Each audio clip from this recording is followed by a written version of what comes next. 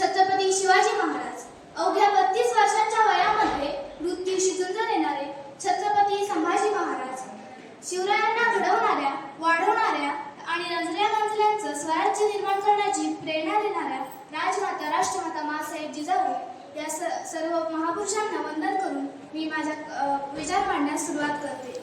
नमो मातृभूमी जिथे जन्मले मी, नमो मातृभूमी जिथे जन्मले मी, नमो आर्यभूमी जिथे वाढले मी, नमो कर्मभूमी जिथे ज्याच कामी, पडो देह माझा नमामि नमामि. नमस्कार, माझे नाव समीक्षा सुरेश बोडेकर, मी आता 7वीत.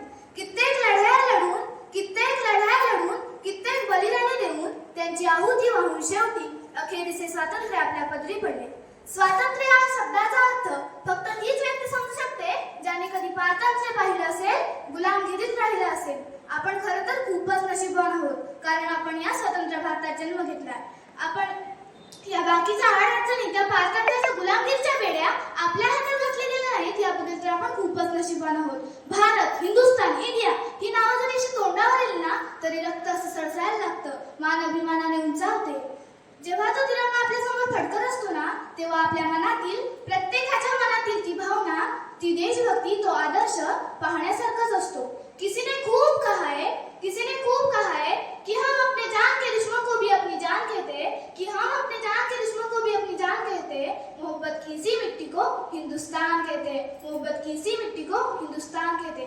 जो दुनिया में दिखाई दे उसे खामोशी देते, जो दुनिया में दिखाई दे उसे खामोशी देते. और ऐसा एक ही देश है, जिसमें मेहमानों को भी भगवान कहते, जिसमें मेहमानों को भी भगवान कहते. 1857 ला चालू झालेला संग्राम, स्वातंत्र्य यज्ञ शेवटी 15 ऑगस्ट 1947 ला संपला. आपल्या भारताला ना सोन्याची चिडिया म्हटलं जातं. का बरं? कारण आपल्या भारतासारखं समृद्ध, शेतीप्रधान, कृषीप्रधान असा कोणता दुसरा देश त्या काळी तरी नव्हतं हो. म्हणूनच कदाचित इंग्रजांना भारताबाहेर पावलं टाकताना खूप त्रास झाला असावा. आपला भारत देश 26 जानेवारी 1950 ला प्रजासत्ताक झाला. किती छान ना. पण तुम्हाला माहितीये, जरी भारत देश स्वतंत्र झाला असला तरी तो कोणापासून स्वतंत्र झालाय? आपल्या भारत भूमीवर राज्य करणाऱ्या इंग्रजांपासून. पण जातीभेदापासून नाही, धर्मभेदापासून नाही. डॉक्टर बाबासाहेब आंबेडकर, पंडित जवाहरलाल नेहरू, लाल बहादूर शास्त्री अशा अनेक नेत्यांनी खूप प्रयत्न केले. समाजसेवकांनी खूप प्रयत्न केले आपला भारत देश सुराज्यात बदलण्यासाठी.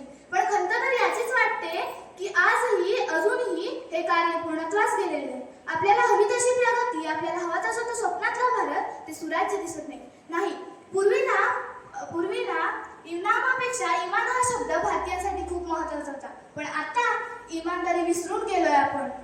या भारताच्या सूर्याला गुन्हेगारीचं ग्रहण लागते.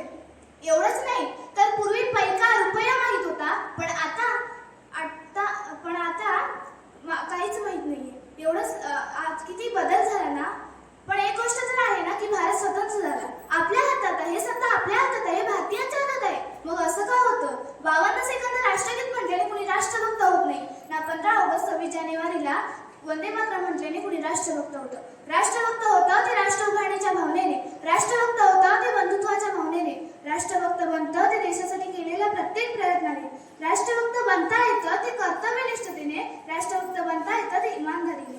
जरा स्वतःला प्रश्न विचारा, आपल्यामध्ये ते गुण आहेत का? आणि जर नसेल तर आपण देशभक्त आहोत का? सांगा. हा प्रश्न प्रत्येकाला पडायलाच हवा ना. एक ते देशभक्त आहेत जे सरहद्दीवर लढतात, देशाचं संरक्षण करतात. एक ते देशभक्त आहेत जे महामारीच्या काळातही कर्तव्यनिष्ठ राहतात. एक ते देशभक्त आहेत जे फक्त भारत, गुलामगिरीच काय, गुन्हेगारी, कोणत्याही गुन्ह्यात बसू नये, छाटलेली जाळं वाढू नये यासाठी दिवस रात्र प्रयत्न करतात. आणि आपल्या सर्वांसमोर उपस्थित असणारे आपले शिक्षक हेही देशभक्त आहेत. मग त्यात आपला उल्लेख का बरं होत नाही? आपण कुठे कमी पडतोय? एकदा आपल्या व्यक्तित्वावरून एक नजर टाकायला काय हरकत आहे?